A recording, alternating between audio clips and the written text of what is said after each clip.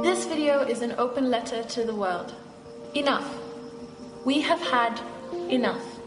We as Africans are sick and tired of being belittled and overlooked for somebody else's humanitarian agenda. So allow me to make this abundantly clear. Africa is not a country. It is a continent, a big one, with 54 countries and a lot to offer. We could fit North America, China, and Europe in our borders and still have space. We are one of the biggest continents on the planet, and yet conveniently overlooked. When you ask me questions about Ebola, you should know that I've never even been to West Africa. I am 4,000 kilometers away, and whilst I know enough to differentiate the countries and some of the general customs, I cannot even begin to tell you what it's like there. When I tell you that I live in Rwanda, and you ask me, isn't that dangerous? I'm genuinely appalled by you who claim to be knowledgeable and up to date with global affairs, but you don't know that the genocide ended 20 years ago. When I told some people that I am Zimbabwean and South African, but I live in Rwanda and I've moved around to several countries in Africa, I was asked whether I was a refugee, because I couldn't possibly have the wealth or reason to travel around my beautiful continent without the threat of death.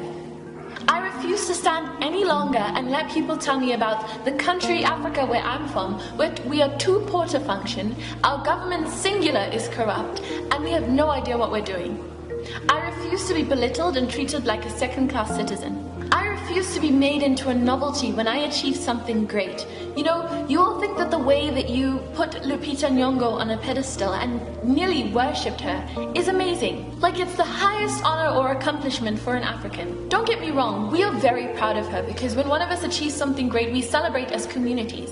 But if you think that you've painted Africa in a positive light through her, you've actually done the opposite. When you make someone an idol like that, it says to us that you are so surprised that an African could achieve something that great, like no one has ever done it before. Our continent is full of amazing and inspiring Africans who are making a difference in their communities. So it's not a surprise to us when one of us succeeds exceptionally. It seems like you think that is all we have to give, and that couldn't be farther from the truth. We really have gotten the raw deal throughout history.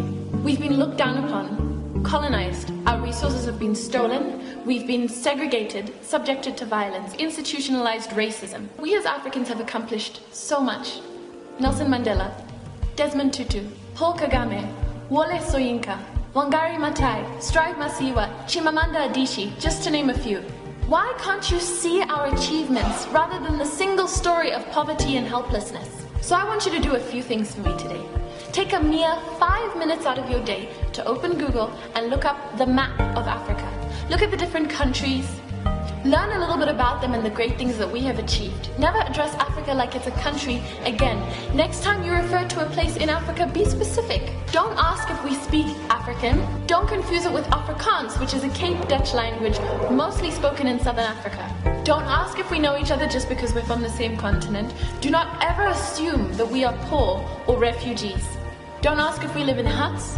Don't ask if we live amongst wild animals. And remember that we as Africans were performing successful C-sections and brain surgeries thousands of years before European doctors took it upon themselves to wash their hands before surgery so that their patients would stop dying. We have been asking for years to be respected, to little avail. But today I put my foot down and I am calling you out. To quote Kapuscinski, the continent is too large to describe.